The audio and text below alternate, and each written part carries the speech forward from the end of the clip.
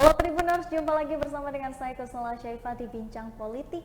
Tribuners, hari ini saya sudah kedatangan tamu yang tentunya sangat spesial. Di hadapan saya sudah hadir Bang Domanik ya, Berlizan Domanik, yaitu selaku Wakil Ketua Bidang Organisasi Masyarakat DPD Partai Nasdem Kota Bandar Lampung. Halo Bang. Halo. Gimana Bang kabarnya? Sehat. Sehat ya Bang, Alhamdulillah.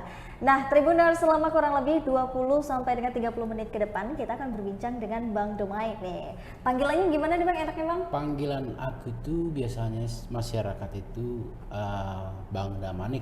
Bang Damanik ya, ini cukup unik sekali nih Bang namanya ya. Oke, Bang Damanik, mungkin boleh sapa dulu Tribuners di rumah Bang, gimana kabar dan juga kesehariannya, sekarang lagi sibuk ngapain aja nih Bang? Selamat sore Tribuners. Dalam hari ini aku Berdijon Damanik dari kader Partai Nasdem mengucapkan salam sehat. Mudah-mudahan dalam acara ini ada sedikit masukan dari saya Berdijon Damanik sebagai kader Nasdem, memberikan beberapa masukan, beberapa hal yang bisa menyejukkan hati kita dalam berpolitik ini. Makasih. Oke, pastinya ya Siap, Bang ya. siap. Oke. Nah, Bang Damanik, mungkin kita bisa mengobrol dan juga mengawali obrolan kita hari ini dengan perjalanan karir dari Bang Damanik sendiri, yang tentunya ini semua orang tuh pengen tahu gitu Bang perjalanannya. Bang Damanik sendiri sebelum terjun ke Nasdem, apa yang membuat Bang Damanik ini pada akhirnya terjun ke Nasdem dan menjadi politikus gitu Bang? Siap. Memang sudah dari kuliah kah? Memang sejak kapan gitu Bang? Dari saya pertama sih tertarik ke partai politik ini hampir 2 tahun yang silam. Tapi sebelum saya terjun ke dunia politik, itu saya kawalin dengan beberapa masuk organisasi ormas, terutama ormas yang berbau kesukuan. Oke. Selama saya bergerak mengikuti organisasi ormas ini, kehidupan seharian saya itu adalah sebagai konsultan, berpartner dengan beberapa pengusaha. Mungkin di Bandar Lampung ini hampir 300 pengusaha yang setiap bulan yang kami sama-sama harus memberikan masukan ke mereka bagaimana cara kita pencatatan secara administrasi akunting, bagaimana kawan-kawan pengusaha itu membayar pajak yang teratur, rapi dalam administrasi. Jadi kehidupan saya sebelum masuk ke dunia politik ini 90% itu adalah sebagai konsultan. Konsultan ya Bang ya. Jadi memang sebelum terjun ke dunia politik memang keseharian dan pekerjaannya adalah sebagai konsultan. Nah, Tribuners perlu diketahui juga Bang Domanik ini merupakan demisioner dari Ketua DPD Horas Bangso Batak. Bener ya Bang ya? Seperti yang Abang bilang tadi, yaitu mengikuti berbagai macam organisasi terutama kesukuan. Nah, mungkin bisa diceritakan nih Bang, ini karena cukup unik sekali kan. Gimana sih awalnya Abang bisa menjadi ketua gitu dan terpilih menjadi ketua dari organisasi Bangso Batak ini Bang?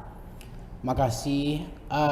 Saya itu masuk di dalam organisasi atau memimpin organisasi Horas Bangsa Batak ini. Perjalanan saya itu pertama itu adalah sebagai masuk di organisasi Pemuda Batak Bersatu.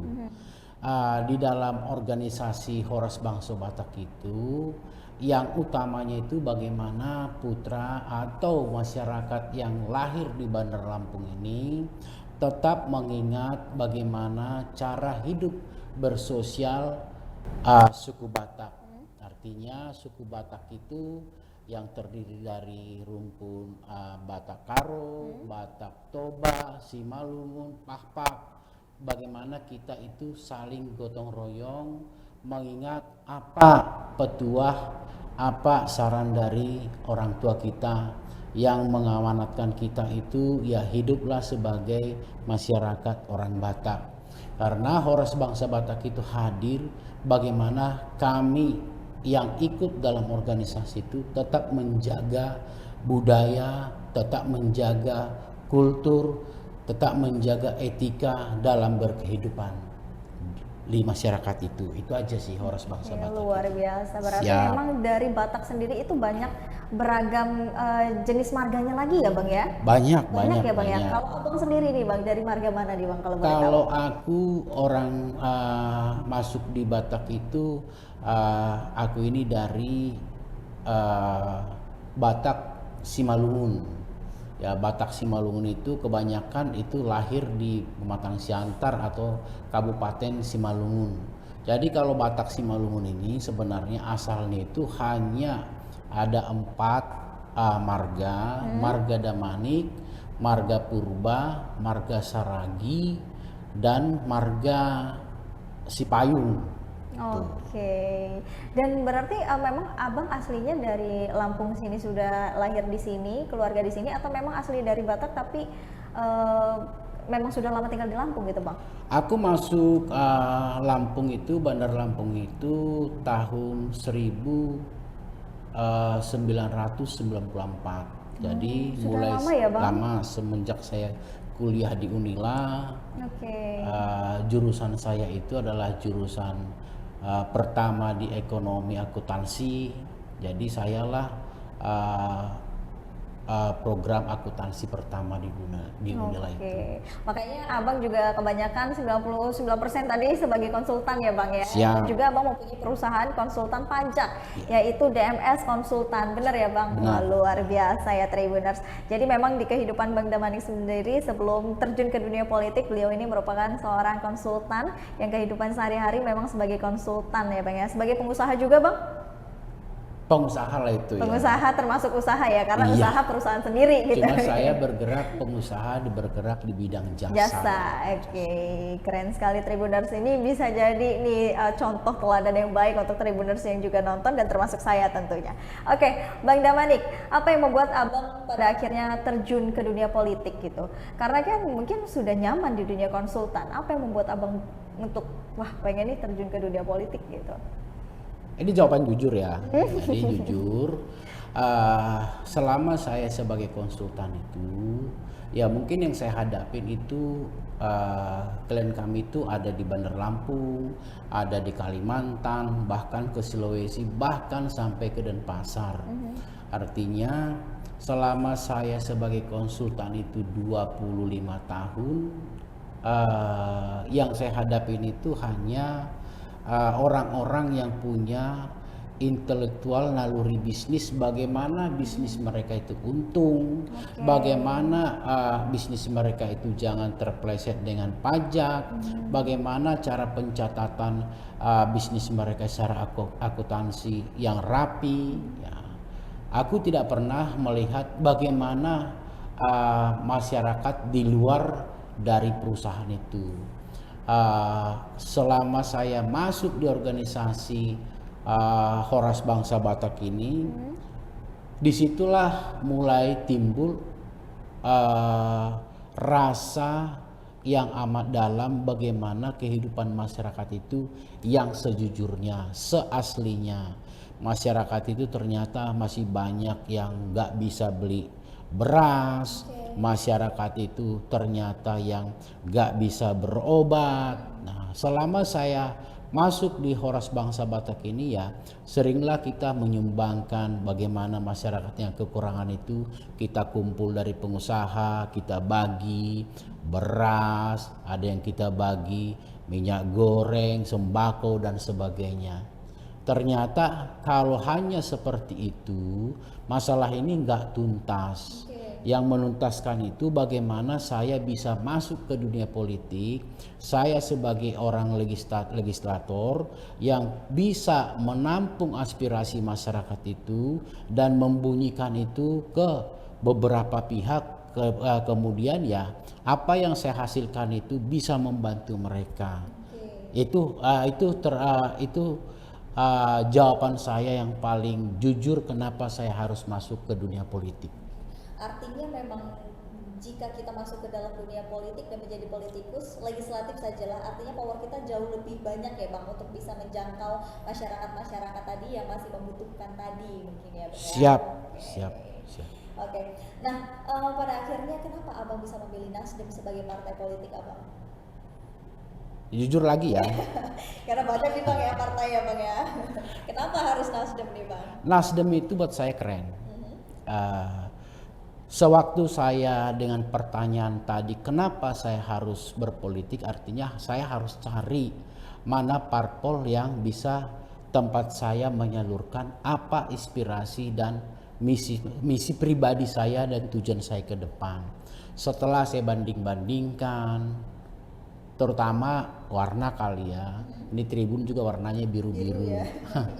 Artinya buat saya Nasdem itu pertama saya tertarik dengan Nasdem itu di jalan itu saya lihat ada bahasa kalimat restorasi, ada kalimat gerakan perubahan.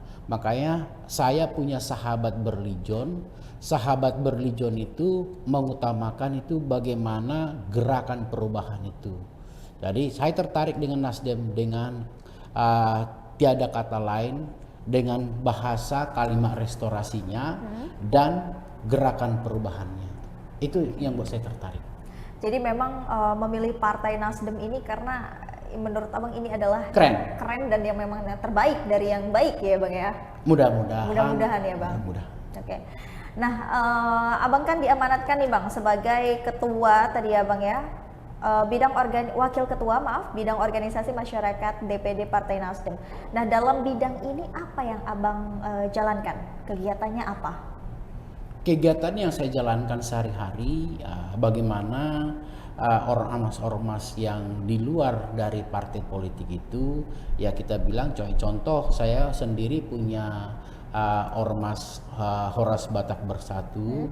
Artinya di HBB ini ya bagaimana ormas ini bisa mengerti dan punya pilihan ketika ada pesta demokrasi di 2024 ini, mereka milih Partai Nasdem.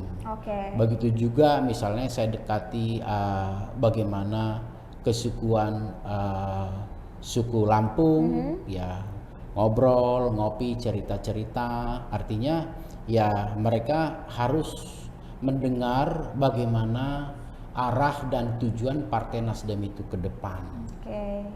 Jadi memang pendekatan awalnya melalui pendekatan di organisasi masyarakat itu dulu ya Bang, melalui berbagai macam organisasi, salah satunya kesukuan gitu ya Bang ya. Nah berarti secara tidak langsung di bidang Abang ini memberikan knowledge atau pengetahuan kepada masyarakat ormas atau juga paguyuban ya Bang ya, itu terhadap Nasdem dan juga tujuan-tujuan dari partai ini seperti ini gitu ya Bang. Nah selain dari kesukuan ada ormas apa lagi tuh Bang? Artinya saya itu ketika ada kumpulan dari beberapa masyarakat, ya jangankan ormas, kayak saya sekarang dekat dengan Posyandu, dekat dengan Karang Taruna, karena itu udah satu organisasi yang udah punya ADRT. Ya saya ya dengan amanat ketua umum, begitu juga amanat ketua DPW Pak Herman, begitu juga dengan ketua DPD ya kami kader-kader Nasdem ini, mari kita berpolitik riang gembira, mari kita berpolitik turun ke masyarakat itu, tunjukkan jiwa kita sosial. Jiwa sosial ini ya sebenarnya mudah. Tidak semua sosial itu harus berbentuk dengan materi. Tapi sosial itu ya dari bahasa kita, nimbrung ke masyarakat itu bisa memberi jalan keluar, memberi solusi, ya itu udah bersosial menurut kami. Jadi itulah petuah dari dan semangat dari ketua kami, begitu juga ketua kami Pak Herman yang kami cintai. Artinya ayo kita berpolitik ya dengan riang gembira. Berpolitik dengan riang gembira. Artinya dengan Abang Damai sendiri kalau diajak ngobrol dengan masyarakat mau ya? Bukan mau lagi, memang kita udah memang wajib. Harus ya Bang ya, wajib ya. Selain itu nih Bang, kegiatannya apa sih Bang? Ada nggak kegiatan mingguan atau kegiatan rutin di bidang Abang ini sendiri atau dari Partai Nasdem? Dari Partai Nasdem itu kami udah diinstruksikan dari Ketua DPW, semua kader itu wajib memberikan sesuatu warna ke masyarakat itu, ya menunjukkan perbuatan kita sebagai kader Nasdem. Okay. Apakah kita misal kita punya sedikit lebih di materi, ya mungkin kita belikan masyarakat itu misalnya minyak goreng, kita berbagi itu buat ketua itu ya bukan harus besar, tapi ya inilah kita kader Nasdem, ya kalau kita berlebih ya kita harus punya jiwa sosial. Karena menurut ketua kami itu ya ketika itu kita udah terapkan, artinya kita udah declare jiwa kita itu udah sosial. Sosial itu akan menimbulkan besok-besok ya hasilnya itu amanah. Jadi jangan kita kayak saya pribadi ya masuk ke partai politik jangan mencari ya sesuatu yang berbentuk materi. Tapi carilah bagaimana kita besok-besok itu mencari solusi memberi masyarakat ya, dan kita pertanggungjawaban pribadi kita itu siap dengan amanah. Oke, jadi memang selain kegiatannya mensosialisasikan Partai Nasdem ini kepada ormas, kegiatan juga untuk memberikan beberapa kebutuhan ya Bang ya, yang mungkin untuk mencukupi kebutuhan masyarakat-masyarakat yang masih membutuhkan gitu ya Bang ya. Oke. Nah, kalau kegiatan yang akan dalam waktu dekat ini diadakan, agenda rutin gitu? Kalau saya agenda rutin itu ya saya di backup dengan beberapa teman yang mengatakan diri mereka suka dengan aku, mereka bilang mereka sahabat Berlijon. Juga ada sebutannya ya makanya ada sahabat Berlijon. Mereka bilang sahabat beda itu Berlijon Damanik ya. Itu saya tanpa minta dulu pertama itu ada kawan namanya Alek ya, kayaknya Alek ini adalah koordinatornya ya.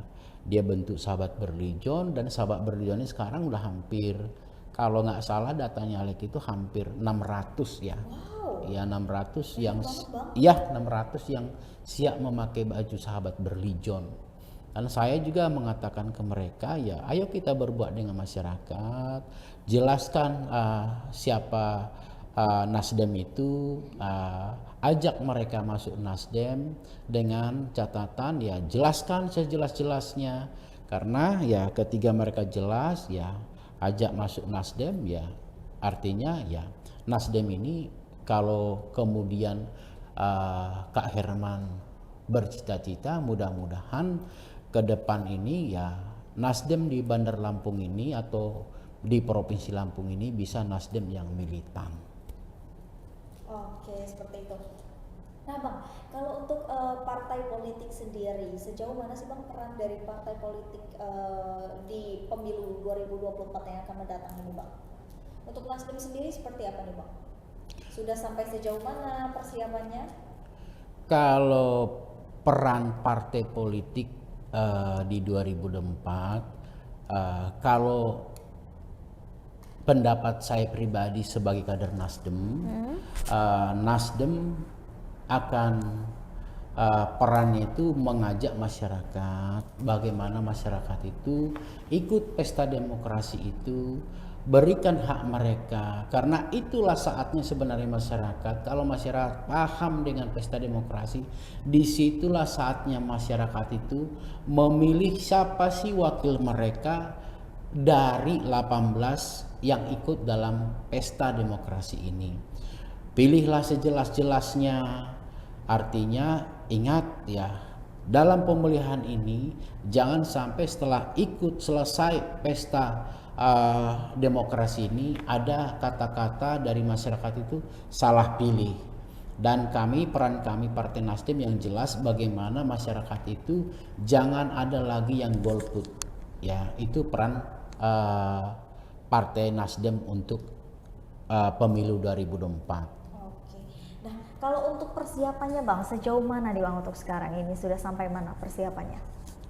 Kalau persiapan sih Partai Nasdem itu kan ada Bapilu, ya mungkin ya mereka lah yang godok setiap hari dan kami diinstruksikan mereka apa yang harus dilakukan, yang apa harus dilakukan. Jadi kita juga ada grup-grup yang harus kita taati bersama di kader Nasdem itu. Oke. Nah, kalau di bidang penggalangan dan penggerakan komunitas partai, seperti apa strategi untuk membentuk komunitasnya, Bang? Kalau strategi ya, sebenarnya strategi itu no comment ya. Kalau No udah comment bicara ya, Bang. strategis itu lewatin aja deh. Oke, oke. Karena itu masih rahasia mungkin, Iya. Bang, ya. Oke. Isi dapur kayaknya itu ya. Isi dapur. Kalau untuk Abang Damanik sendiri, adakah rencana untuk maju ke legislatif atau wali kota berikutnya? Kalau Di pemilu aku ini? enggak, hanya aku untuk 2024 ini keinginan aku tadi dari konsultan, aku masuk ke partai politik ya. Cita-cita aku sih simple, aku pengen ikut di pencalonan besok-besok DPRD provinsi dari Dapil Bandar Lampung. Oke. Dari Partai Nasdem. Berarti tahun ini belum? Atau 2024 ini belum? Ikut. Oh, ikut. Ikut, Oke. Jadi memang sudah ikut dan udah mempersiapkan juga ya, Bang, ya? Sudah, lahir batin sudah. Lahir batin sudah ya. Sejauh mana nih, Bang, persiapannya untuk mental dan juga yang lain-lainnya nih, Bang? Berarti memang kalau dari partai sudah mengusungkan juga ya, Bang, ya? Sudah. Sudah di ACC dan sudah segala macam Sudah, persiapan ya, Bang. Apalagi sudah didukung dengan 600 orang sahabat dari tadi. Itu sahabat berlijon ya yang udah kental, tapi kalau masyarakat yang mengatakan mendukung berlijon itu ya mungkin Itu kembali lagi ke mereka mungkin, Bang. udah hampir 25.000 ya. 25.000. Ya. Wow. Itu belum saya sentuh per saya bagaimana saya menghargai sahabat-sahabat yang masa yang ada di orang Batak ya. Oke. Jadi luar kalau biasa. rencana Sabak Berlijon, Natal ini akan Sabak Berlijon meriahkan dengan kasih dengan mereka. Wow, luar biasa, Bang. Bagaimana perasaan Abang mempunyai pendukung yang bisa dibilang itu banyak loh, Bang, gitu. Apakah Abang makin semangat nih, Bang, untuk bisa terus maju ke depan gitu? Kalau aku bilang sih, makanya aku adalah konsultan pajak mungkin yang dibilang orang kenapa ada di Bandar Lampung, kenapa nggak ke Jakarta. Mungkin kalau saya dengan kawan-kawan saya ya, kalau bicara materi sudahlah ya gitu. Cuma aku berpikir yang aku bilang tadi ke kawan-kawan di masyarakat, setelah saya dekat dengan pengusaha, dekat dengan masyarakat, artinya masyarakat yang ada yang berobat susah, ada gara-gara ekonominya udah tidak bisa mencukupi bunuh diri. Wah, itu banyak saya temukan. Jadi selama saya masuk partai politik ini memang saya itu dari 100 penghasilan saya, ya mudah-mudahan yang di atas dengar itu 30% pasti saya kembalikan ke masyarakat. Kadang-kadang saya bagi dengan sembako, itu rutin saya lakukan. Ya contoh kecil, saya tidak pernah 7 tahun yang lewat sampai hari ini asal ada momen lebaran itu tetangga saya itu kiri kanan mungkin hampir 200 sampai 500 paket pasti saya berikan untuk mereka merayakan lebaran. Oke. Jadi memang Udah terbudaya udah. sudah terbudaya ya, Bang. Jadi memang sebelum terjun ke dunia politik juga memang sudah budayanya seperti itu dari Abang sendiri. Siap bening untuk masyarakat. Oke. Jadi apa visi misi dan tujuan Abang? Kembali lagi ke masyarakat mungkin? Visi misi saya cuma itu ya, saya pingin dekat dengan masyarakat, dekat dengan teman-teman pengusaha, terutama kawan-kawan pengusaha yang dengar ini, gak usah ragu, Berlijon tetap ada dengan kawan-kawan pengusaha, dengan beberapa kali ketemu kawan-kawan pengusaha. Saya masuk, saya ikut dalam pencalonan ini agar apa keluhan pengusaha itu bisa didengar lebih cepat oleh pihak pemerintah. Oke. Segitu aja. Gitu ya, ya Bang ya. Berarti memang dari nggak hanya masyarakat aja nih Bang, dari pengusaha juga berarti masih ada kendala-kendalanya ya Bang ya? Tanpa mengurangi secara hormat, masyarakat yang ada, jangan salah kaprah, doakan kawan-kawan kita pengusaha biar usahanya langgeng, biar dia bisa bayar pajak yang banyak, biar kita dapat APBDN yang dari pajak itu, biar itu bisa diberikan ke masyarakat. Cintailah pengusaha, doakan pengusaha, biar mereka tetap eksis, apalagi dengan krisis ini, dengan kita sudah melampaui COVID-19, ya. Ini ada gambaran lagi 2023, ekonomi itu lagi gelap, ya. Tapi tak doakan pengusaha itu biar mereka tangguh, sehat, luar dalam, Taat bayar pajak. biar pajak dapat diterima pemerintah dan pemerintah bisa memberikan ke masyarakat. Jadi kawan-kawan pengusaha, saya hadir mendampingin kalian biar apa yang kita harapkan pemerintah cepat tanggap. Terima kasih. Oke. Nah, secara tidak langsung Abang juga sebagai perwakilan ya Bang ya, dari mungkin masyarakat dan juga dari pengusaha-pengusaha itu tadi gitu. Makanya kan Abang pengen terjun ke dalam dunia politik ini agar mempermudah kedua sisi itu tadi ya Bang ya. Oke. Nah, kalau boleh tahu Bang, selama Abang menjalani di dunia konsultan ini kan tadi kurang lebih 25 tahun ya Bang ya. Nah, itu biasanya membuat terkendala seorang pengusaha itu susah untuk membayar pajak itu apa sih Bang? Undang-undang ya. Undang-undang yang terkadang itu dikeluarkan tanpa memikirkan pengusaha. Contoh ya mudah-mudahan yang kita bicarakan ini ada perbaikan ke depan ya. Ini pendapat saya pribadi ya. Kayak contoh sekarang ada misalnya bantuan langsung ke masyarakat ya berupa BLT ya. BSU ya. Ya banyak itu, tapi satu pun kami ya saya melihat pribadi belum ada bantuan langsung yang jelas ke pengusaha. Contoh misalnya subsidi harga solar. Ya, karena solar itu ya udah dari harga sekian menjadi bisa 3 kali lipat ya, bagaimana kawan-kawanku pengusaha untuk berproduksi? Itu artinya tanpa ada subsidi yang jelas ya, artinya ya disinilah besok-besok kekhawatiran saya pribadi ya sanggup gak kawan-kawan pengusaha ini bertahan untuk memberikan hasil produksinya dan hasil produksi itu bisa dibeli masyarakat. Ya, jangan sampai besok-besok ya, contoh kawan aku punya pabrik sagu, misalnya dari dia menghasilkan misalnya 100.000 ton, dia hanya butuh misal nih 300 juta uang rupiah untuk menghasilkan 100.000 ton tadi. Dengan seperti itu dia punya hasil misalnya 200 juta ya. Tapi dengan harga solar sekarang ya pasti ya mungkin 3 kali lipat ya, yang 200 juta tadi untungnya tadi udah hilang. Hilang ya Bang? Iya. Karena memang kenaikan harga solar. Siap. Artinya ketakutan kita besok kawan-kawanku pengusaha yang biasanya sagu dijual 10.000 per kilo di masyarakat, dengan ini jadi 3.000. Ya kita makan bakso akan mahal, kita makan mie tek-tek akan mahal, ya. Semua akan naik ya Bang. Secara makro kita sama-sama berpikir, itulah jeritan saya sebagai mewakili pengusaha dalam pembicaraan kita ini. Dalam pembicaraan kita ini, Doakan pengusaha itu sehat.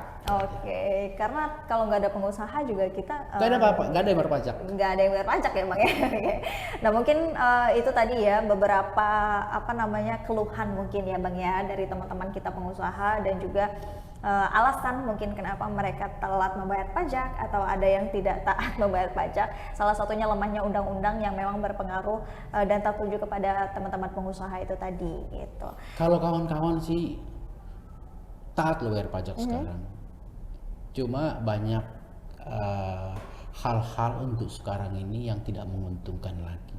Oh gitu. Sudah rapi kok, udah taat. Pengusaha itu udah rata-rata ya 80% itu sudah mengerti pajak. Cuma keadaan memaksa ya yang kita bilang tadi, ya udah taat ya, tapi ya kita rugi kok asli.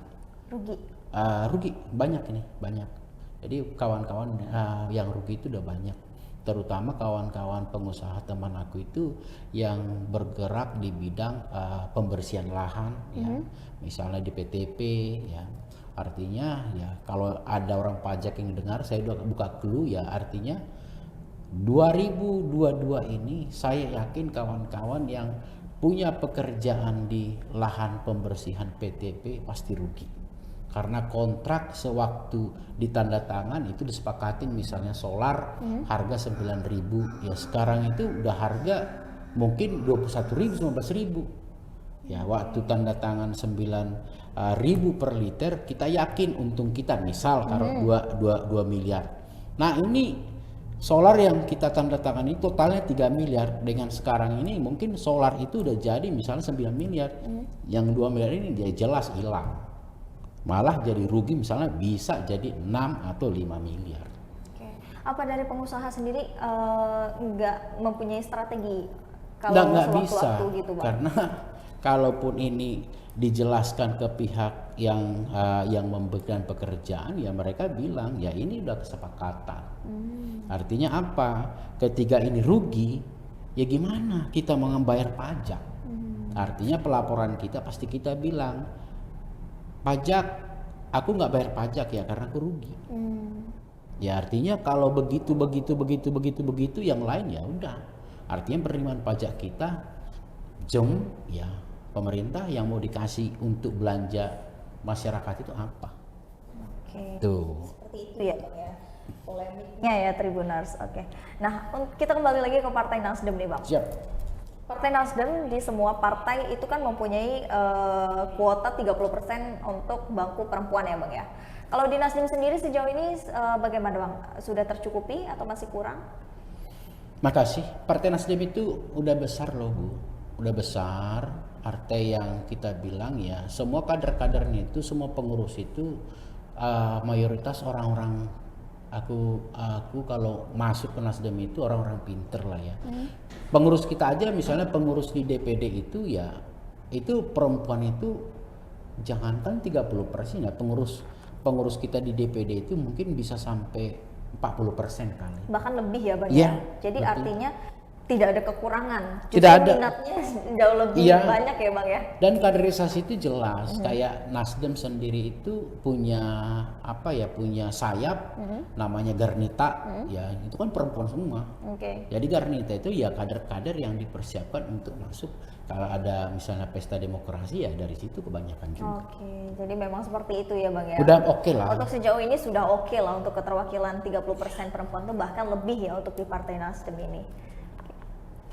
Nah, kalau menjelang pemilu 2024 nanti nih, Bang, gimana sih cara Abang untuk meyakinkan masyarakat untuk tetap memilih Nasdem sebagai partai politiknya, Bang? Nih, tapi ini bukan kampanye, Bu. Iya, oke. Ini kan kita memberikan gambaran nih, Bang. Kalau bisa masyarakat ya, karena saya bilang tadi ke masyarakat, saya konsultan. Ketika saya mau berpolitik, saya pilih Nasdem. Nasdem itu adalah partai nasional, dan Nasdem itu jelas dengan restorasi, jelas juga dengan gerakan perubahan. Jadi kalau aku bilang ke masyarakat, inilah saatnya kita pilih Nasdem. Begitu juga kalau masyarakat Bandar Lampung atau Provinsi Lampung lihat ya, kenapa Pak Herman masuk Nasdem? Apa Pak Herman nggak lebih pintar dengan Berlijon? Nah, artinya Pak Herman aja masuk Nasdem, kenapa Berlijon tidak? Kalau Berlijon masuk Nasdem, kenapa masyarakat nggak pilih Nasdem aja dulu? Nah, tapi kita siap, kita berjanji, saya pribadi juga, saya melapor dengan Ketua DPW ya, saya pribadi pingin amanah, karena saya pingin berbuat banyak untuk kawan-kawan pengusaha, begitu juga masyarakat. seperti itu ya Bang. Nah kalau untuk harapan Abang di pemilu 2024 nanti buat Abang sendiri dan juga Partai Nasdem seperti apa Bang? Ya jawabannya singkat sih, menang ya. Menang ya Bang ya? Menang kalau secara khusus saya yakin sih secara khusus Partai Nasdem pasti menang di Provinsi Lampung. Mudah-mudahan di nasional ya secara umum ya kalau nggak dapat 1 ya nomor 3 lah.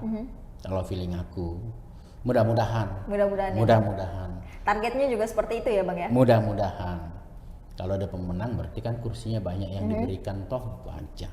Oke. Tapi harus siap amanah lah. Harus siap amanah ya Bang. Janji ya Bang. Janji. Apalagi kan ini untuk masyarakat dan juga untuk pengusaha tadi. Ya makanya aku bilang Bu, kalau aku selama hampir 1 tahun dekat masyarakat ya mungkin aku yang paling kurindukan itu ciuman nenek-nenek, ciuman para ibu-ibu janda, dan ciuman anak kecil. Banyak anak-anak kita itu, adik-adik kita itu yang hari ini masih ingusan. Banyak masyarakat itu sampai hari ini ternyata saya pergi ke belakang rumahnya, minta ke kamar kecil, saya lihat tempat dia berasnya cuma satu digenggam satu udah habis gitu. Jadi sedih. Jadi saya pribadi dari Kader Nasdem mengajak kawan-kawan partai politik lain yang ikut menjadi calon besok-besok menjadi calon legislatif. Kalau kita udah mengikrarkan diri kita sebagai legislatif atau calon, mudah-mudahan kita semua terpilih. Tapi ingat saudaraku, mulailah kita berlaku dari sekarang, hindari politik uang, berbuatlah kita ke masyarakat itu, dan ingat pertarungan kita di dunia ini ada akhirnya di akhirat. Ayo kita amanah, hindari yang kita akan sepakati money politik, jangan ajari masyarakat itu hal-hal yang nggak baik ya. Mari kita berpolitik riang gembira ala Nasdem. Oke, terima kasih banyak Bang Berlin sudah datang ke studio Tribun Lampung, sudah juga memberikan edukasi dan juga wawasan terhadap Partai Nasdem, dan tentunya juga mudah-mudahan Abang bisa maju terus ya ke pemilu berikutnya di tahun 2024 dan targetnya untuk Nasdem bisa tercapai, dan tentunya sih harapan saya sebagian kecil dari masyarakat yang mengharapkan legislatif itu amanah Bang. Itulah yang kami harapkan. Kami nggak butuh janji-janji Bang, kami butuhnya kerja nyata dan amanah itu tadi. Ya Tribuners, terima kasih sekali yang sudah menyaksikan tayangan Bincang Politik hari ini. Nggak kerasa kita sudah berbincang dengan abang kita dari Partai Nasdem hari ini dan sore ini ya Tribuners, selama kurang lebih 30 menit ke depan. Dan tentunya untuk Tribuners yang menyaksikan tayangan Bincang Politik ini bisa menjadi wawasan politik untuk Tribuners di rumah semua. Terima kasih yang sudah menyaksikan, terima kasih dan sampai jumpa.